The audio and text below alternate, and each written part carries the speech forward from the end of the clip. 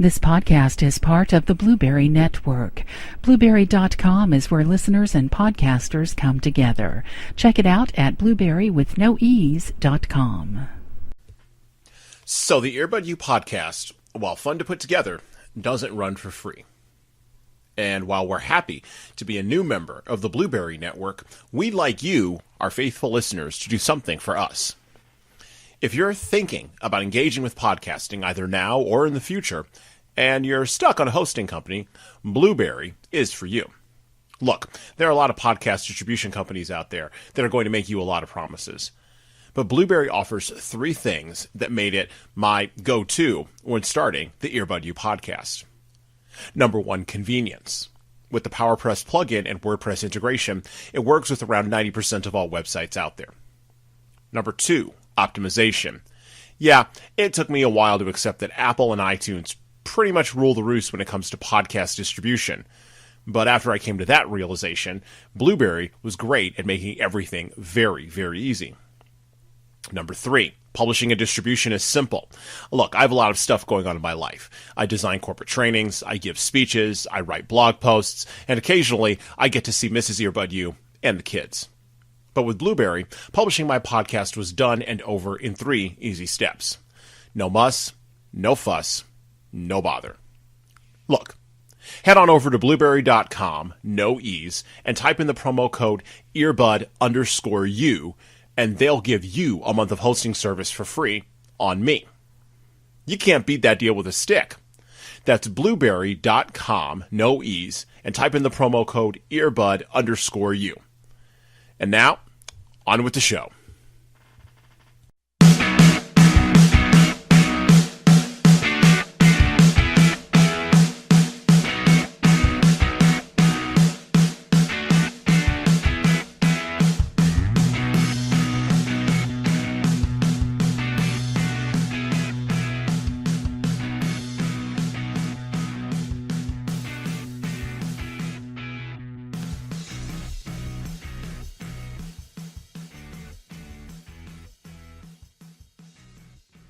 I love data, said no one ever. Data and the field of alternative dispute resolution need to get in bed with each other. And our guest today is the ideal matchmaker. Now, I'm not a matchmaker, except in matching you with listening to this episode of the Earbud U podcast today.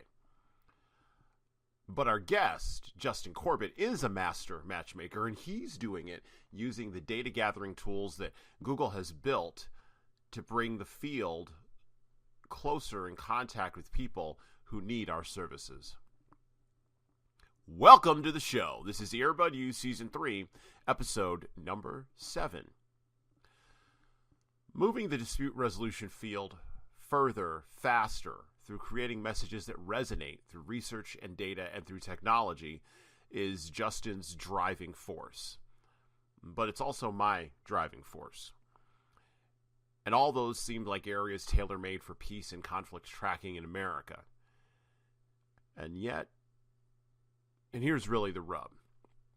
Many peace builders in the field are hesitant, to say the least, to leverage the tools that are laying all around us as a field to determine how we can help current and future generations who are comfortable disengaging with conflict, engaging passive-aggressively with conflict, or talking about conflict without a face-to-face interaction. Now, this is a deep thought, and I only have 3 minutes before Justin gets in on the mic here, so take a little bit of a time out here and listen to this ad from, well, me.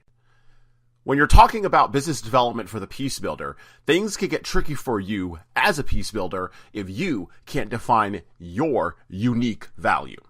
In my new book, Marketing for Peace Builders, How to Market Your Value to a World in Conflict, I lay it all on the line for you.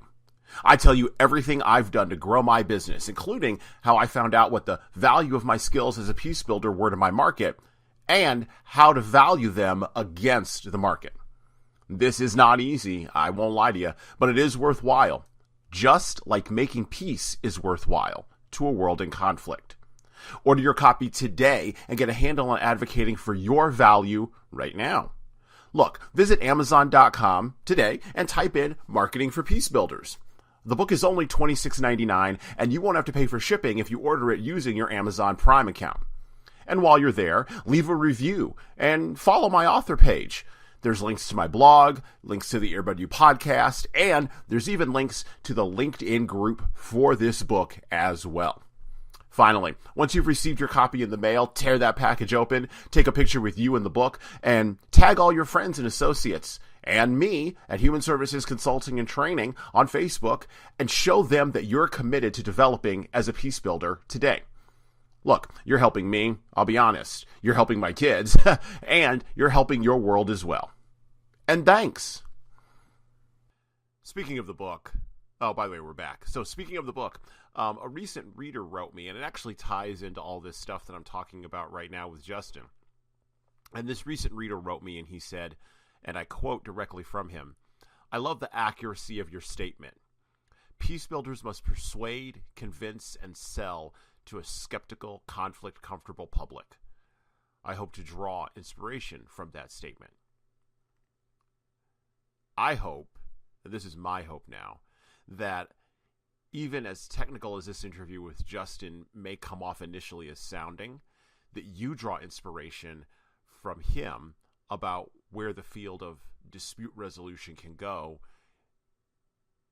in a wild and woolly 21st century. I also hope that you begin to understand or begin to appreciate how, as the world becomes more conflict comfortable, not less, we can continue to build for the future as individuals and as a field. All right? Well, that's it. Let's get into it.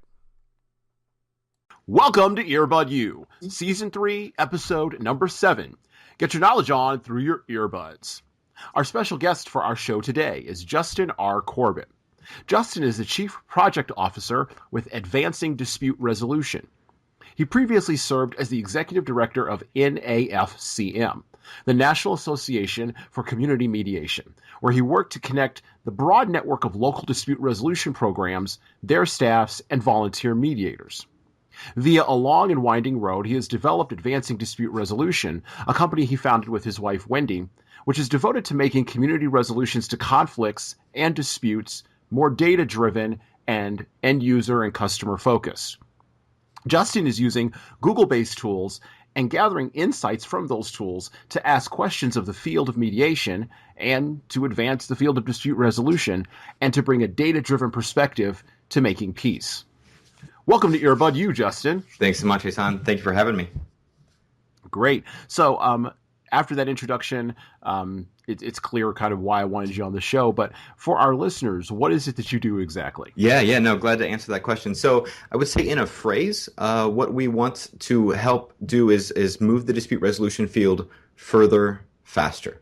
And, when you think about it, there's a lot of different ways that one could go about achieving that. But our particular approach is in undertaking research beyond the current research agendas that we saw out there, and then pushing out resources based on that research to help dispute resolution programs and practitioners. So we've done a number of things already in the time that we've been working with Advancing Dispute Resolution. We've sort of held up the contributions of others through the volunteerism research that we did. We highlight the facets and fullness of the dispute resolution market in ways that I don't think have been explored fully before, and that's through this new Conflict in America research we're doing. Hopefully having a chance to talk about that a little bit. We provide new insights into how we can improve the resonance of our messaging as we go and try to connect with people who are in conflicts, not just speaking to amongst ourselves or talking to the converted, but actually going out and reaching people who've never heard of us. How can we reach them in a very pithy elevator speech? How can we achieve that? And so, doing research along those lines and much more, always with technology and data at the forefronts of our mind as we go about these projects. Awesome. Now, let's dive right into that, because these are all areas that are very, very interesting to me and interesting to the work of what I do here with our parent company, Human Services Consulting and Training. And they match up with what we've been covering sort of in the third season of Earbud U. So let's dive into conflict in America. What do you see when you're looking at conflict in America? What does the data show you? Yeah. Oh, so excellent question, right? So The conflict in America is vibrant. There is just a wealth of conflict that's happening out there that we as a field really aren't doing much about at all. And that was really eye-opening for us. So the way that we sort of put this parameter around conflict in America, this is a research project, the most recent one that we've now sort of putting the final touches on. We've had an opportunity over the past years to sort of take this around. We've taken it to, I think, 6 different state and national associations as the keynotes for those association annual conferences. And people have been really floored by what we found. We basically went to Google, as you mentioned earlier. We're using a lot of Google tools, use a lot of other tools as well, but Google is very friendly in terms of the data they make available. And we went to Google. We said, yes, they are. They're very friendly, right? They're very friendly for the advertisers. They want their advertisers to be successful. So thank you very much, Google, for that interest in advertisers. But we sort of masqueraded as an advertiser and captured a lot of data that they make available. And we didn't. What was I think really unique about this particular project is that we didn't take a particular segment of conflict. We didn't say just tell us about divorce conflicts. We really threw it open to all the different types of conflicts that one could have in their lives. And there's a large methodology that went into to figuring out how to do that and capture the right data from Google to achieve that. But basically, what we found is that family and market conflicts, particularly, and market being consumer, merchant, workplace, sort of market is like the big marketplace category. But family and market are huge for conflicts that people have. They represent basically a third each of the total conflicts that people are searching for on Google. And when they're going to Google trying to find some sort of resource or resolution, that's a third each. So that's 2/3 combined of the conflict that's going on out there. Not so much in education, but social conflicts, community conflicts, education conflicts, as I said, are sort of make up that remaining third of the area. And it's just really, really interesting to see sort of where people are coming from and what their conflict contexts are, right? So we had these big categories, like I said, the family, market, self-help, social, community, education. But, within a family context, there's just so much that can happen. So what we did is we identified 225 distinct conflict contexts, right? So within a family context, or family category, you can have a lot of different conflicts. You can have divorce, abuse, harassment, intimidation, violence, infidelity, custody, guardianship, counseling and therapy, wills, inheritance, parenting, paternity, elder, dating, separation, all these different things. It goes on and on, right? So what we did is we created individual buckets, basically, individual contexts for all of those conflict areas. And we amassed all this data that Google makes available about searches related to all of those contexts, and we can now track it down and say what specific words people are typing in when they're looking for conflicts related to infidelity or inheritance, right? And we can track when those inheritance, we can track when those inheritance related disputes are occurring.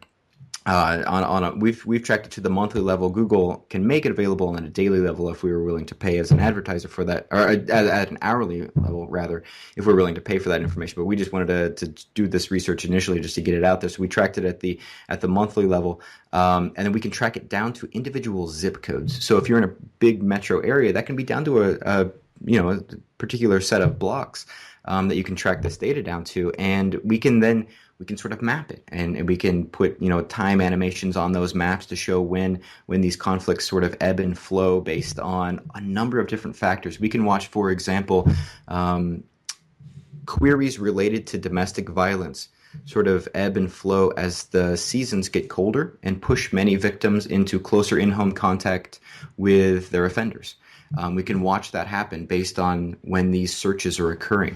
And we can, that obviously has implications for law enforcement, but also for the dispute resolution field as we partner with law enforcement and other entities to provide skills training and other types of services for people experiencing those types of conflicts. But we can do that now for, like I said, 225 distinct conflict contexts, basically covering the entire gamut of what the dispute resolution field offers in terms of how it what types of conflicts it helps people with. So this for us was some fascinating research. We wanted to cast this huge net of what does conflict in America look like, and then take all of that data and say, okay, so now as a field of dispute resolution, how can we tailor our services accordingly to be really responsive to when and where those conflicts are happening, but also the language that people are using when they type these queries in.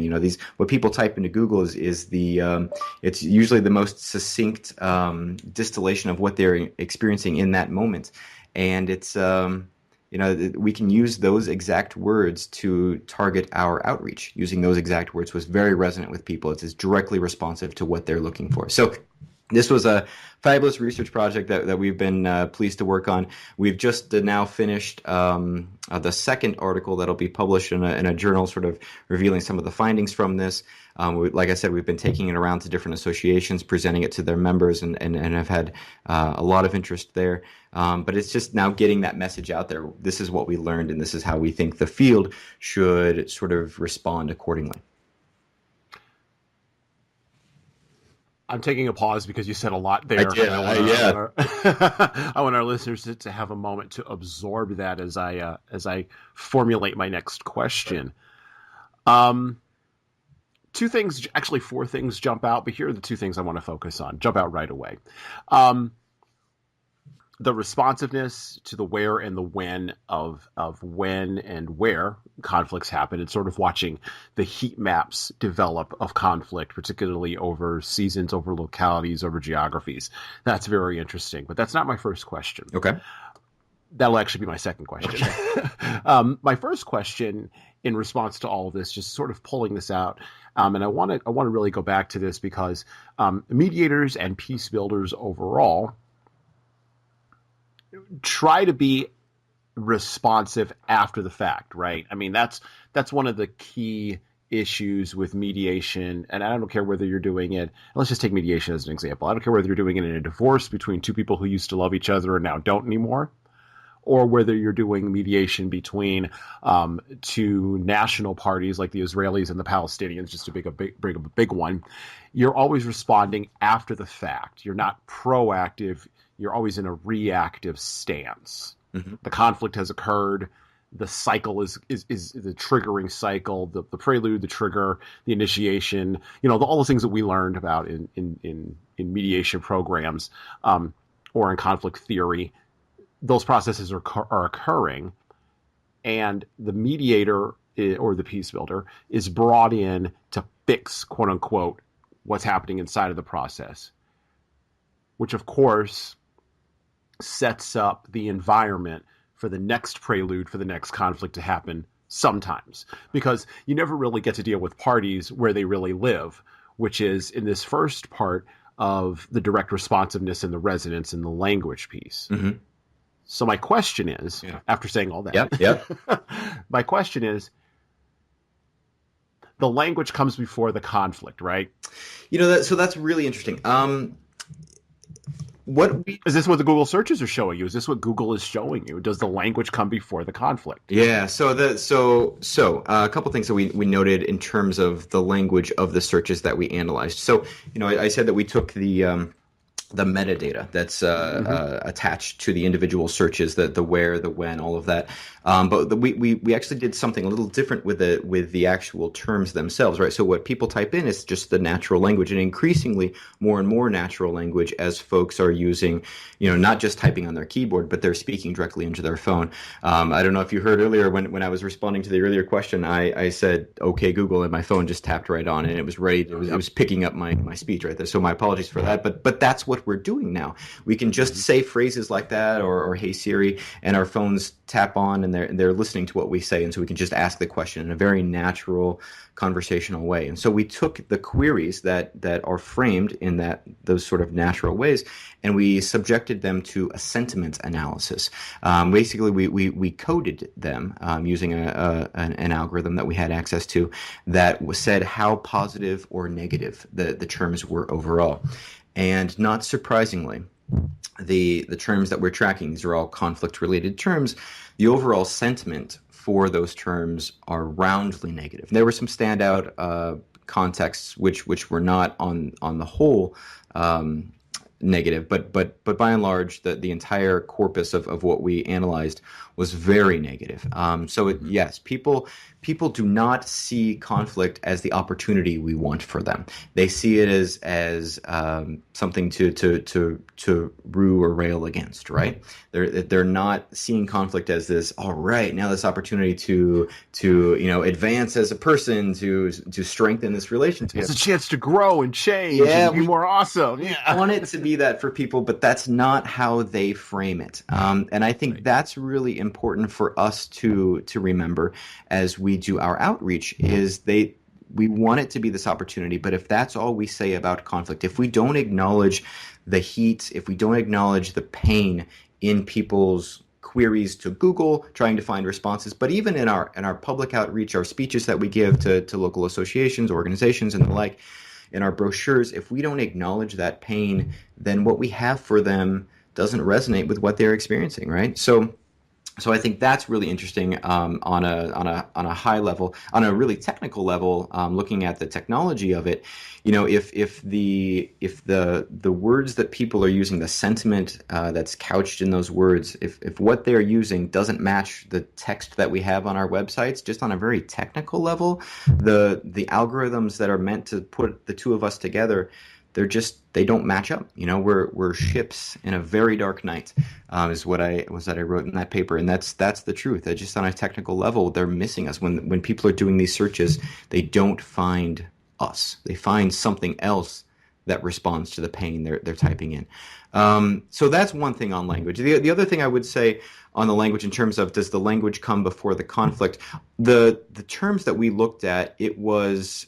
For the vast majority of them, it was obvious that these folks were already in some sort of conflict situation, and that's why we looked at these particular terms. Is we wanted to know what they were experiencing as they were going through that. But I think there are lots of opportunities for us as a field. This became very apparent to us as we looked at this, that our structures as a field are couched and they're firmly rooted in these very late stage introductions and interventions. I mean, you have to be pretty far along the conflict life cycle and pretty high in the escalation of that conflict to decide to sit down with a person that you potentially hate in that moment. Exactly. And you've got to be really, really invested in this thing to be wanting to sit down with a mediator for several hours and try to work something out.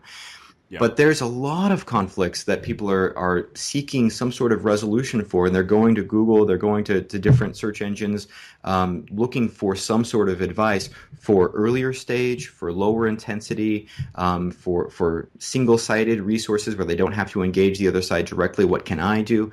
That I think represent untold opportunity for us, but we're just not. The way that we're structured, largely, we don't respond to those types of conflicts. We wait until it's ripe enough to meet our self-defined threshold of now it's appropriate for mediation, or now it's appropriate for a coaching session, or what have you. But there's all these people before those self-defined thresholds that we could be serving if only we could find the way to market it, to reach these people. And I think this is part of what that research does, is help us realize how full the market actually is.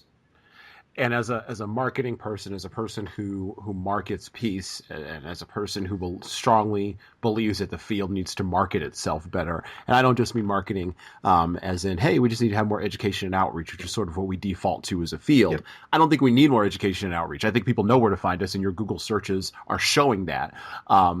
I think what we need is exactly what you talked about in your paper, which I have, full disclosure, I have seen and I've read it.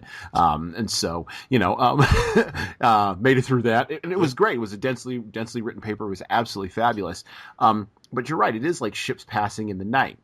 Other fields and industries have figured out how to get those two ships together. Yep. As the former executive director of NAFCM, mm-hmm.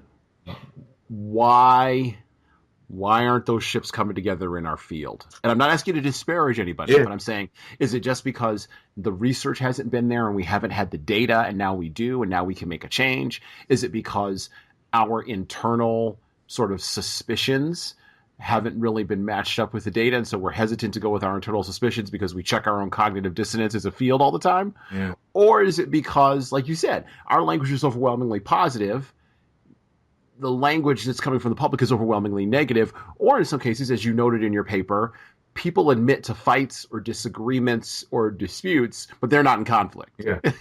Or is it a combination of sort of all three of those things? Yeah, no, so I actually love all of your responses to that question, right? So I think it probably is. I think it's probably a mix of a lot of different factors here. Just off the top of my head, as I'm thinking about this, it strikes me that, as a field, we have our roots sort of situated in these late stage interventions. Community mediation programs came about in a very formal, structured way in the 70s as a result of the Pound Conference and the Department of Justice wanting to establish community mediation programs, basically to help the courts be more responsive to what the public was actually interested in. I think our field generally has that strong connection with the legal field, which is very late stage. And I think there probably, as you suggested, hasn't been enough research done to understand the conflict experiences of people earlier in the conflict life cycle. Or if that research has been done, it's not research that us as a field is looking at very carefully. And I think more research and exposure to research that looks at earlier stages of the conflict life cycle, and it gets creative about how we can design services that respond to that, right? So it's, there's a whole lot of searches out there. Annually, 225 million searches is what we analyzed, and that pace is quickening as I respond to this question. In 2016, it's likely to be 300 million or more. That pace is only quickening, and it strikes me that we could add more FAQs onto our websites, and that would help respond to some of that lower stage stuff. But that doesn't bring in money for us as practitioners. And so we need to find ways that we can commoditize the insights that we have, the skill sets that we're able to offer in the earlier stages of the conflict lifecycle. I think conflict coaching actually is a really great way to start that drive down the conflict lifecycle to reach people earlier. But I think there's more to be done with that. So I think it's the combination that you proposed, and our historical roots in late stage processes, and we just need to sort of shake that off a bit more and a bit quicker than we have been doing. Yeah, because there are a lot of late stage processes that are. There are a lot of late stage processes that are around, and a lot of late stage products that are around that are in the market right now that meet an individual or meet a customer, meet a client, let's use that word, wherever it is they are at in their life cycle. So I was just listening to something about the Apple Watch that's preparing to be released in March, probably right around the release of this podcast. It should be out. And that was just just after the Apple Watch that was released just in time for Christmas of 2015. Mm-hmm. But in Apple's product cycle with Apple's customers, Apple knows they've developed a lot of early adopter customers, so it doesn't really matter how tight the cycles are between releases. They will sell millions of watches, and that's it. And while I may not necessarily be an Apple consumer or an Apple buyer, I can respect the fact that they understand where their customers are at every single stage of the cycle. Yep. And so you don't see iPhones, at least until recently, at Walmart. Yeah. Yep. Because the people at Walmart are late adopters. Those are the people that won't buy a phone, and I'm using a phone just as a product example here, but won't buy a phone until it's the $39.99 a month Cricket plan. Yeah. And I'm not saying that's a bad phone. I'm just saying those customers that Walmart serves are in that stage of the cycle, and Apple knows those customers aren't there. Yep. So they're not going to chase them there first. But they know and they track their customers all across each life cycle. Yeah. No, so you're right. I think there's a lot that we can do to be better at understanding where our market is and what their interests are along a variety of different conflict life cycles that they're experiencing. I think you're absolutely right there. And that actually gets to, later on, I think you'll provide an opportunity to talk about sort of what's next for us. And that is part of what is next for us. So I'll just sort of tease it here is, we looked at what people are searching for. And that gave us sort of a passive way to glimpse into what they're typing elsewhere. We can sort of capture that data and analyze it. But, we can't do follow-ups on that. We can't then reach out to those people and ask them questions just by nature of how that data was collected. But it struck us as we were doing this that, man, in looking at all this stuff, we just had so many questions we wanted to ask of people. And so that is actually one of the next projects we're working on is actually asking people, and not asking just a couple people, asking a whole lot of people, a whole lot of questions. And so we can talk about it a little bit more later if you want, but I've already had an opportunity to tease this at some conferences. And it's we've asked just for the Highline stats, since I'm a data guy, we've now asked already 250 different questions of a large number of people, not 5 people, not 50, not 500. We've asked 500,000 people 250 questions, all related to dispute resolution, their experiences with conflict, their preferences in the marketplace in terms of dispute resolution service providers. And now we have this massive data set. And honestly, the 250 questions was really just sort of the kickoff for us. We have so many more that we haven't asked, and we would love to partner with folks to ask even more. It's a bit of a costly venture to do this. We've already invested personally about $50,000 in doing this research, but with the objective of being able to take all of this data and then just throw it back out to the field and say, look, this is what our market is screaming for. And can we please, start to consider different service types, different approaches to our approaches and timing to our messages that we put out there. And so that's sort of the next project. We can talk more if you want later on about that, but that's maybe another podcast. But that's it. It's just fascinating what people are saying. And as we've sort of teased this at different associations around the country, people have been floored by what we're finding, and as they should be, because we are as well. It's fascinating when we can actually ask large numbers of people what they actually are experiencing, what their preferences are, and I think we need to be doing more of that as a field. We talk about our amongst ourselves quite a bit, but we're not as good about engaging the other, engaging the client, so that we can develop really clear understandings of what our market wants, the way that Apple understands its market. Just to say that there will always be a market for these late stage interventions, the mediations, the arbitrations. There will always be a market for that, but it's to our detriment, and it's to the loss of the folks we could be serving if we just wholly write off the untold numbers of conflicts that people are experiencing earlier in those life cycles. So I think that's definitely room to grow as a field.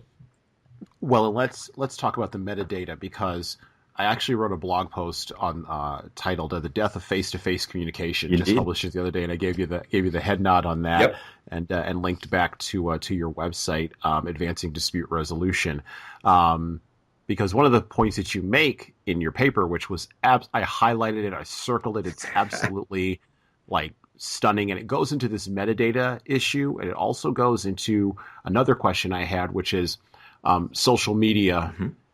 And sort of, because Google would love to scrape all the data from Facebook, and they're slowly starting to do all that. Mm-hmm. They would also love to scrape the data from Twitter, mm-hmm. to sort of create a whole life of your own inside of the internet that then they can, reanimate with Project Calico and a few other things they're working on, a few other creepy things later on down the road. So you never die. Yeah. But my point is, as long as these silos exist, there will be places where conflicts will be talked about, but not on Google. Yep. So Facebook, let's use Facebook as a huge example. You and I know, just empirically, and mediators have seen this. Again, let's get back to mediators, have seen this, particularly around political cycles, and we're currently in a political cycle in America. We will be until November of 2016. Yeah. I'm not talking about politics here. I'm just talking about the heat signatures and the metadata. Mm-hmm. In social media, things spike every time a candidate, no matter what side of the political aisle that candidate is on, things spike on social media whenever a candidate makes a statement, either in response to that or they spike in reaction to that, whatever that is. Facebook has huge amounts of metadata. I mean, my God, huge amounts of metadata. Yeah. They're probably what, the second or third largest data collector, and probably the first one in social media. Mm-hmm. Have you thought about the impacts? I can already. I hear you. I hear you smiling. Have you thought about the impacts of going and getting that data and seeing where that fits in the conflict life cycle for people? Because it's one thing. I see. Here's what I mean. I see what people do. Right. Mm-hmm. What people do is they go on Facebook and they do a rant, and then it goes away for a while, and other people respond and either validate them and support them or run them down, and then maybe they jump to a Google search. But for a huge swath of the population, Google isn't the place where they go to get that information. Facebook is the place where they go to do a document dump of their inner lives and then come out. And so you talked about responsive heat maps and gathering that metadata through Google. Mm-hmm. Have you looked into social media? Yeah. Social platforms, because they, particularly like my favorite platform is Twitter, goes like white lightning, and people respond and they put back and they respond. Whereas Facebook is a little more structured because of the nature of the platform. And obviously Pinterest and Instagram, the visual forms are a little different.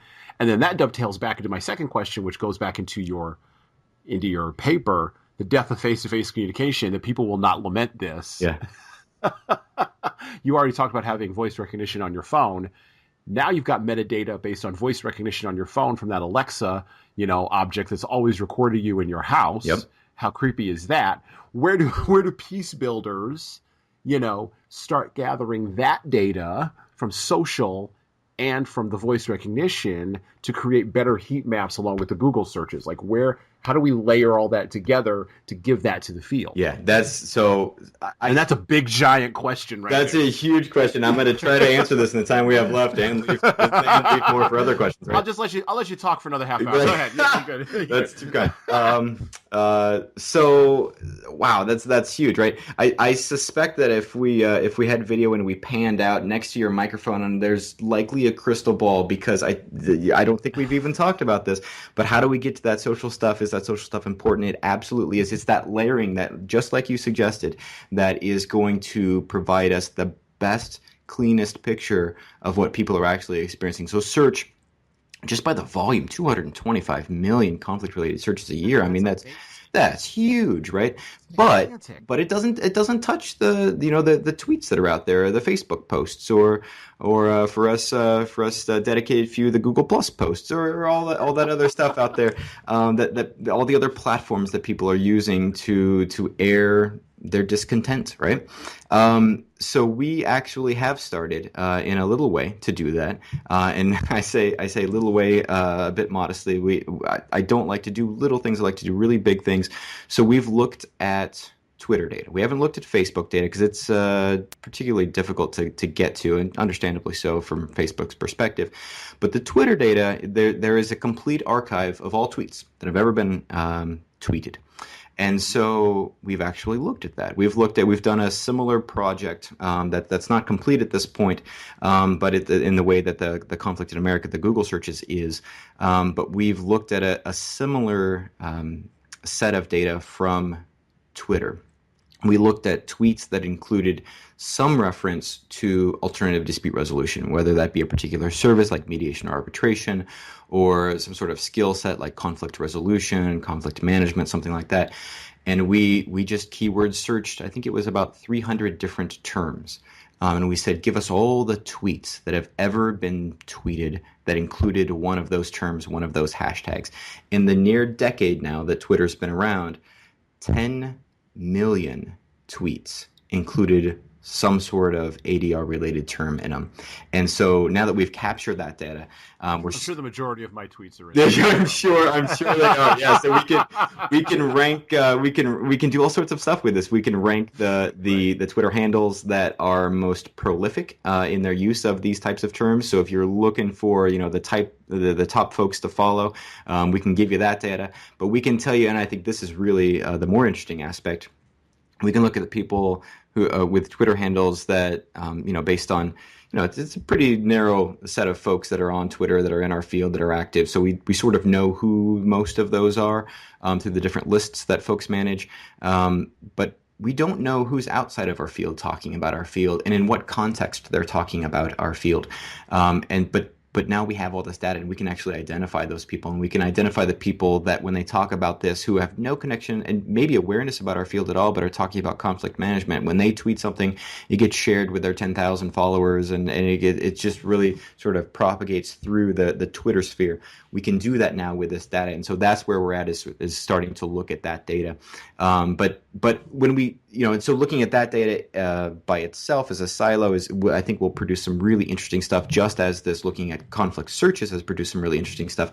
But it's when we can start to layer that stuff together that we get a clearer picture of when conflict's happening, because we can capture some metadata with those tweets as well, and create maybe cleaner pictures, cleaner heat maps, and animations of when conflict particularly arrests a local population or strangely avoids a population altogether in a particular location.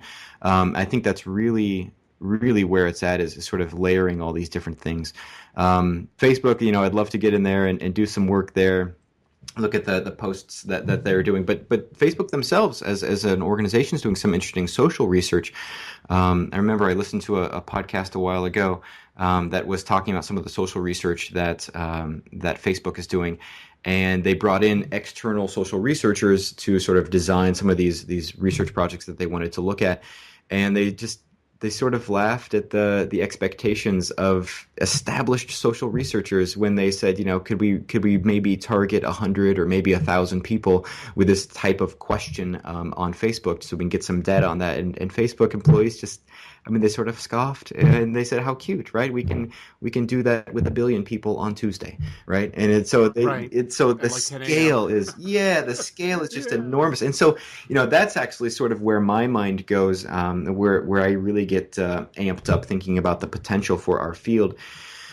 I think that the sit-down mediations, the individual one-on-one conflict coachings, there will always be that market. I think that's fabulous. And if we are excellent at creating our local practices as private practitioners, as community mediation programs, an individual practitioner can serve. Probably have a sustainable practice with 100 clients a year, and if you're particularly prolific, maybe 1,000 a year. But if we can take some of the insights we know about conflict and apply it algorithmically to how people post things online, and how we sort of suggest maybe some improvements to those posts and the like, we can not reach 1,000 people a year, but 1 billion people on Tuesday. And I think that's potential. The potential there is just enormous. Ethics also very enormous, but we have people talking about that. Just this week that we're doing this recording, there have been 2 examples of this. There have been Eric Schmidt, the chairman of Alphabet, formerly Google, wrote an op-ed in the New York Times about the need for spell checkers of hate, basically taking this super simple technology, a spell checker, and applying it to conflict. And I think, he was sort of couching that in terms of extremist ideologies and the types of things we're seeing that cause, mass scales of damage and harm to people. But you can take that same technology and apply it to, the individual strife that we encounter in our life. Another example, there was a college senior that in collaboration with an economist I'd never heard of, not connected to our field at all, wrote another op-ed about the rise of hate search, and basically taking the same Conflict in America approach that we've now done and applied it to Islamophobic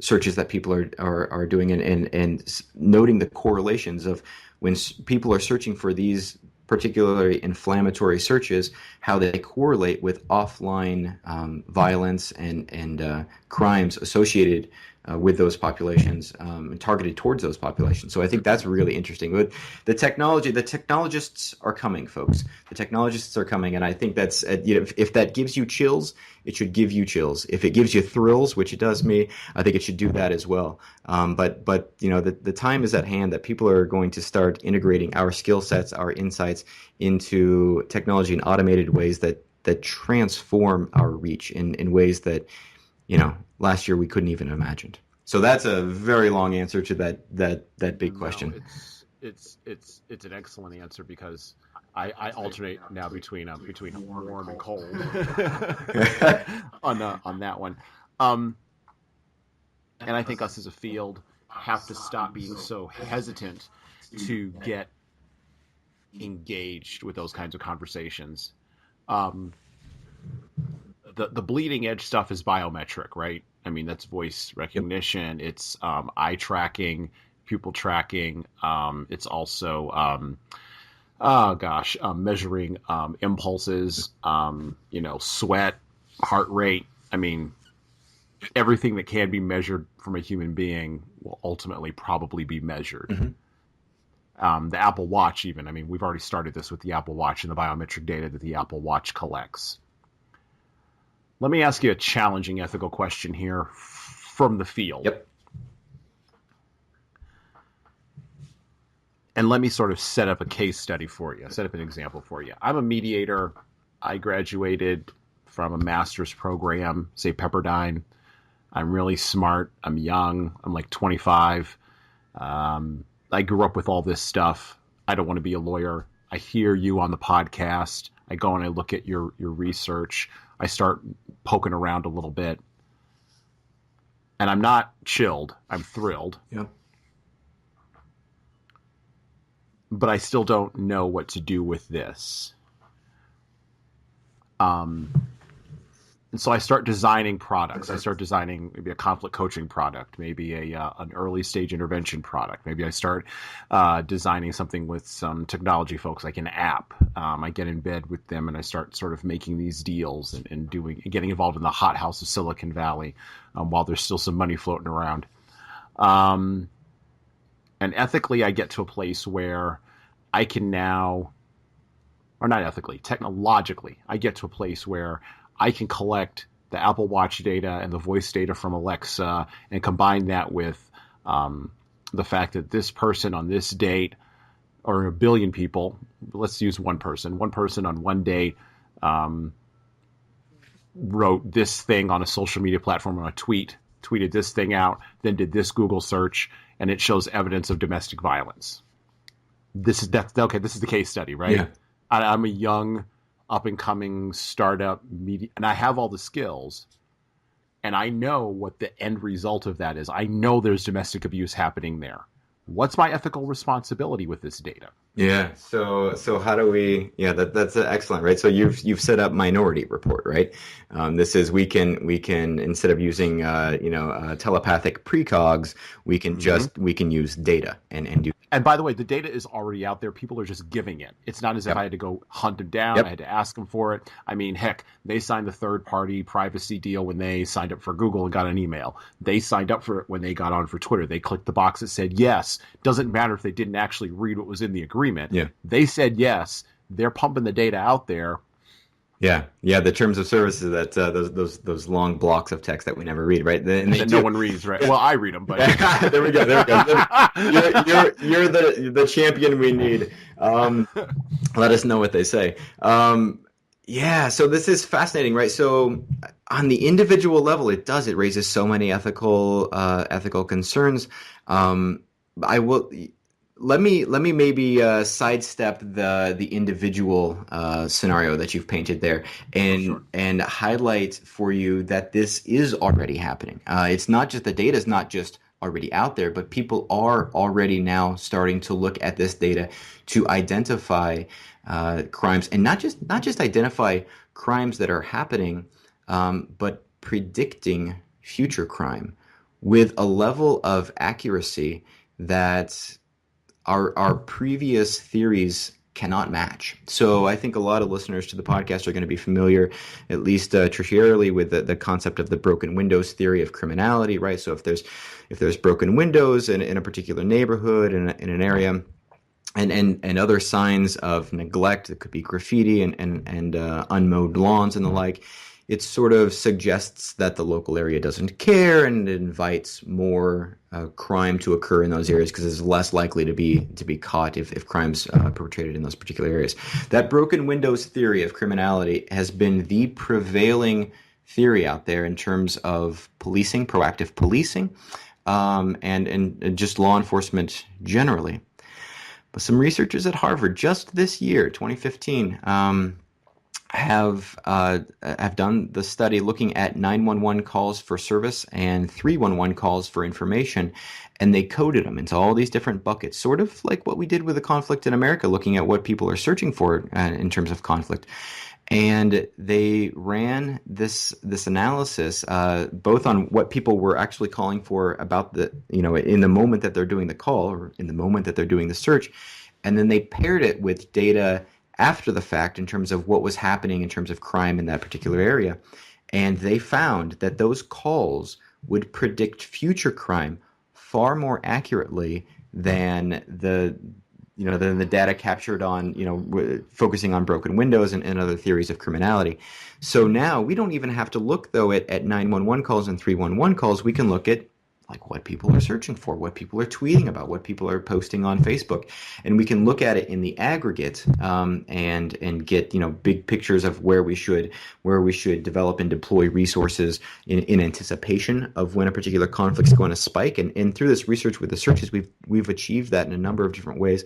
And honestly, though we've written the articles and we've sort of winding down a portion of that research, there's so much left in there, I suspect, that we haven't yet gotten to.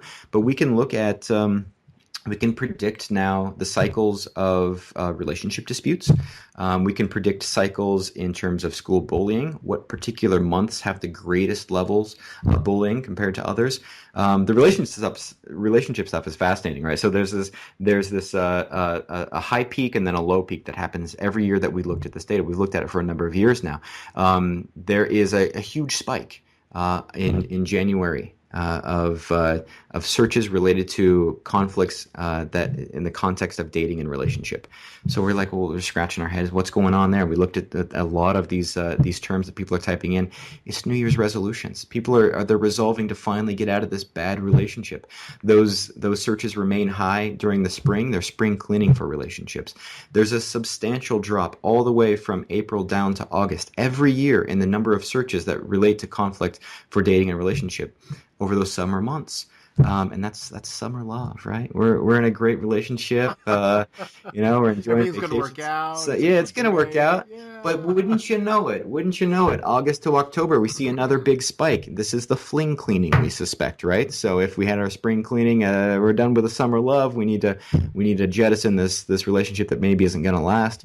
And then we see another dip then from October down to December. This is holiday goodwill. We don't want to break hearts leading into the holidays, so we hold on to that relationship. But once January kicks around, we're gonna re-resolve to abandon this bad relationship. And this is cyclical. We see this happen year after year. And so as we are sort of designing our outreach, as we're designing our services, we're timing when we want to let folks know that these resources are available for dating and relationship conflicts. We know now when to sequence that outreach, and we can do that for many of the 225 different contexts we did. And that's what the Harvard researchers did in terms of 9/11 and 3/11 data, and being able to predict some stuff, which is really interesting, not just the cyclical conflicts, but the arrhythmic conflicts as well. There doesn't seem to be some sort of intuitive pattern going on here, but they can still predict when certain types of violence or different criminal activities will occur based on this earlier data. So you're set up there. This is happening. The data is there. People are starting to look at it. I think when you drill into the individual contexts, the minority report style, there are a lot of ethics there to be considered. But this data is there, and I think that at the aggregate scale, I think it can be only helpful for us as we design services and try to be more resonant to people as they're having these conflicts. And we don't have too much time Sure. left, so I'm going to make this kind of short, and I will have you back because this is a continued area of interest for me, and I think an area of interest for the field, and I think it should be an area of interest for the field, and I'm more than willing to use this podcast platform to get that information out there. Oh, you're very kind. But what happens when that data overlaps with racial and economic areas? And I'm saying this in the shadow of Black Lives Matter. Yep. I'm saying this in the shadow of income inequality. I'm saying this in the realization that our field has a very strong social justice and social activism and social advocacy core. at the core of our work, particularly with restorative justice, is this idea of social justice, right? Depending upon which side of the aisle you're on, it's either social justice or cosmic justice, and whether or not we can get there is, what we struggle with both as a field and then overall. What do we do from a data perspective when we see overlaps here? I mean, if we see a community that's got a high level of these kinds of searches, this kind of social data, these kinds of heat maps, and these kinds of meta trends, and we've already got the data that people give us easily, and they give it up on their mobile phones. Mm-hmm. Okay. But then we have a high rate of or a high number of minorities that live in those neighborhoods, of a certain income level. Yep. This is where, do you see where I'm going? This is where it gets, this is the dicey thing that people in our field are going to push back on, and you're going to say, maybe we need more education in those areas. Maybe we don't need an intervention. Maybe what we need to do is have more federal dollars going towards school lunches, or going towards some more practical levels, some more practical solutions versus sort of an intervention, a late stage intervention. Do you see the field being able to use this data as you overlay it with racial and economic data to be able to create, and this gets to the product development part now, create different products that address different things in different areas that aren't classical mediation, negotiation, arbitration, that kind of stuff? Yeah, no, that's excellent. I don't know many mediators or conflict coaches that would be entirely comfortable doing a mediation exclusively on paper, right? Right. Because they want the people in the room. They want to see the nuance of the interactions between the people. They want to hear people in their unvarnished moments, right? They want to see the reality of how these people interact. They need to see that context. And I think from a data perspective, it's the same thing. We can't look at just what people typed into Google and say this is entirely representative of conflict in America. We need to then take the next step to partner that data, to pair that data up with demographic data, with other data sets like the Twitter data and the like, so that we can understand the fullness, the richness, the vibrance of what this data actually can tell us. And so I think it's entirely appropriate to mash this up, and we have in this project, this Conflict in America, what people are searching for, we have done that, and we've seen, not surprisingly, that populations with higher, with older populations, areas with older populations have more searches for grandparent visitation related conflicts, as opposed to populations with or areas with younger populations have more education related conflicts. I mean, that definitely makes sense, but we haven't then taken it to the next step to explore the fullness of all the demographic data that's out there via the census and other organizations.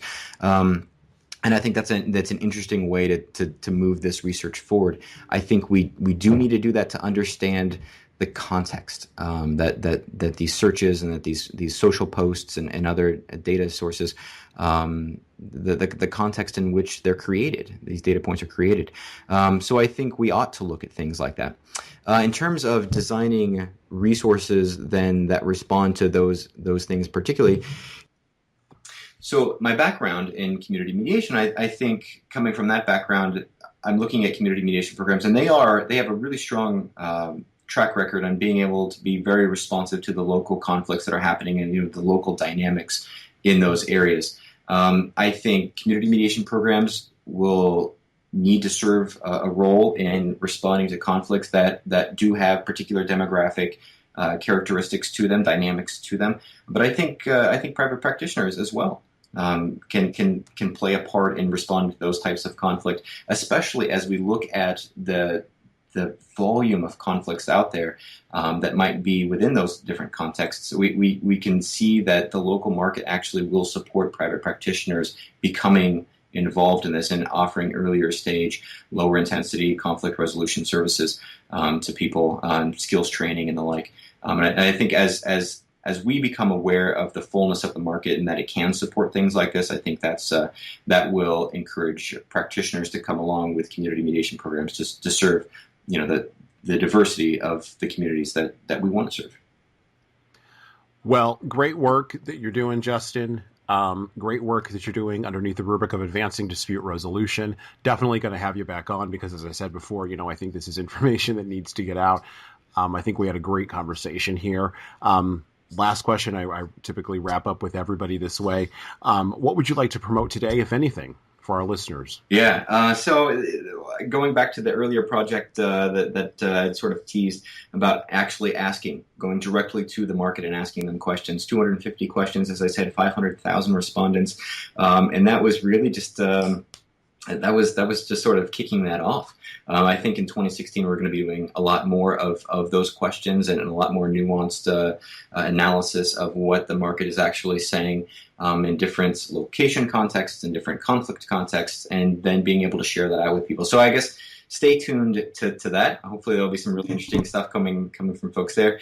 But just generally, I'd say I hope that you and folks listening could tell that I'm smiling during a large portion of this conversation, because I smile big, toothy, ridiculous smiles when I think about these topics, what they mean for our profession, and what they hold for our potential. And I think with the right questions, the right technology, the right data-informed insights, our potential is enormous. It's nothing short, honestly, of changing the world. I think through the hard-won lessons of dispute resolution practitioners and programs around the globe, we've secured some, not all, but some of the keys to achieving more peaceful tomorrows for our clients, our corporations, our communities, our countries. And our job, what advancing dispute resolution is all about, is getting those keys into the right locks and opening doors that take us not only to the field we hope for, but the society we long for. And that's what keeps me smiling, that's what keeps me energized, and that's what's going to fuel my entrepreneurialism moving forward. Awesome. Well, thank you once again, Justin, for coming on the Earbud U podcast. We appreciate it. We'll have all the links to advancing dispute resolution, the website, your social links, all in the show notes below the player on the Earbud U podcast page. And once again, thank you for coming in. We appreciate it. Thank you so much for having me.